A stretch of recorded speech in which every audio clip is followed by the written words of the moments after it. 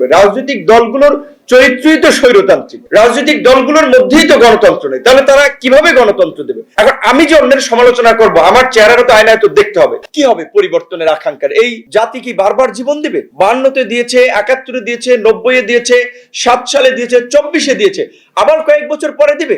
বিসমিল্লাহির রহমানির রহিম। সবাইকে ধন্যবাদ যারা এতক্ষণ বক্তব্য রেখেছেন এবং ঢাকার বাইরের বিভিন্ন বার সহ সম্মানিত বিজ্ঞ আইনজীবীরা উপস্থিত হয়েছেন।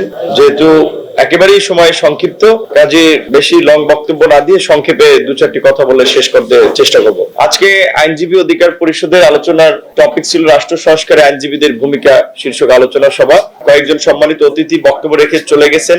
মাহবুব মামুন ভাই বলছিলেন যে প্রেস ক্লাবের ম্যানেজার নাকি বলছে এখন তাদের জমজমাট ব্যবসা, কারণ সব হল ভাড়া হয়ে যাচ্ছে, সবাই এখন মন খুলে কথা বলতে পারছে, সবাই মন খুলে আলোচনা করতে পারছে, সবাই এই ধরনের সভা সেমিনারে অংশ নিতে পারছে। আগে যেটা তাদের মধ্যে একটা আতঙ্ক থাকতো যে এই সেমিনারে আসার কারণে তার কোনো সমস্যা হয় কিনা, সেটা পেশার প্র্যাকটিস কিংবা বিভিন্ন চাকরি বাকরিতে, তো এখন আর সেই অবস্থাটা নাই।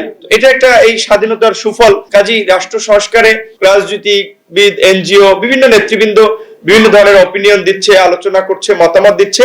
আইনজীবীদের ভূমিকাটা গুরুত্বপূর্ণ। সেই জায়গা থেকে আজকে আইনজীবীদের এই প্রোগ্রাম, আইনজীবী অধিকার পরিষদকে ধন্যবাদ জানাই। একই সাথে তাদের যেহেতু অনেকদিন ধরে একটা সমন্বয় কমিটি তারা কাজ করতেছিল, আমরাও টাইম এবং পরিবেশ পরিস্থিতির কারণে পূর্ণাঙ্গ কমিটির দিকে যেতে পারিনি, তো আজকে তারা নিজেরা আলাপ আলোচনা এবং মতামতের ভিত্তিতে 101 সদস্য বিশিষ্ট একটা কমিটি গঠন করেছে বা একমত হয়েছে।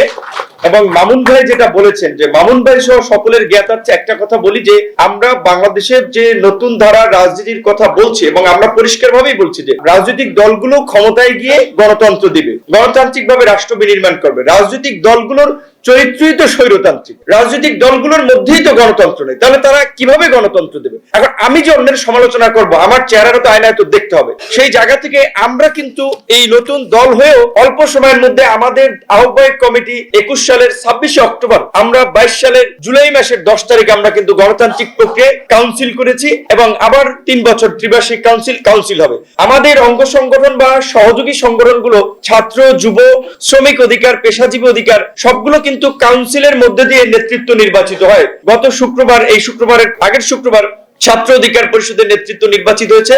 আগামী নভেম্বরে আমাদের যুব সংগঠন যুব অধিকার পরিষদের কাউন্সিল হবে। আইনজীবী অধিকার পরিষদ সহ আমাদের সমস্ত অঙ্গ সংগঠনগুলো আমরা চাই না একেবারেই মূল দলের একটা লেজুর ভিত্তিক সংগঠন হবে, তাদের স্বাধীন চিন্তা চেতনা এবং তাদের একটা পলিসি থাকতে হবে। আইনজীবী অধিকার পরিষদ আজকে তারা সর্বসম্মতিক্রমে আহ্বায়ক হিসেবে নির্বাচিত করেছে আমাদের অ্যাডভোকেট জুয়েল ভাইকে। আমরা জুয়েল ভাইয়ের জন্য শুভকামনা জানাই।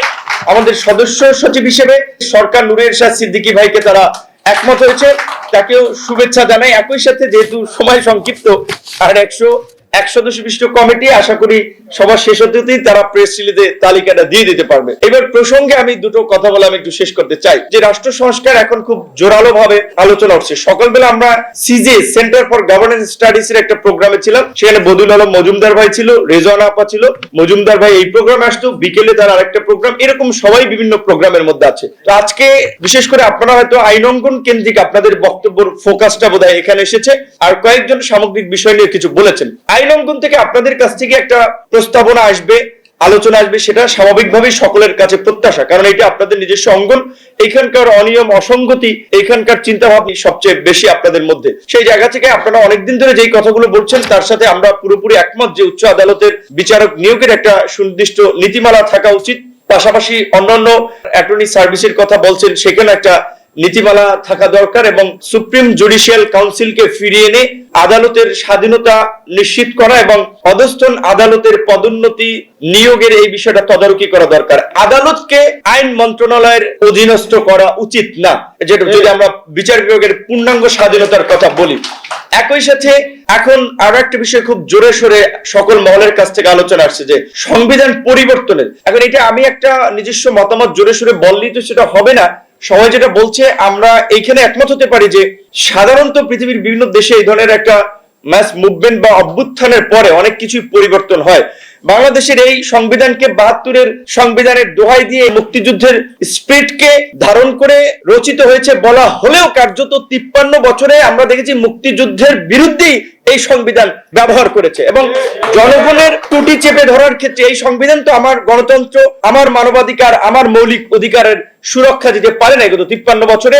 কাজেই এই সংবিধান বাতিল করে নতুন সংবিধান রচনা করা যেতে পারে, সেক্ষেত্রে আমাদের আপত্তি নাই।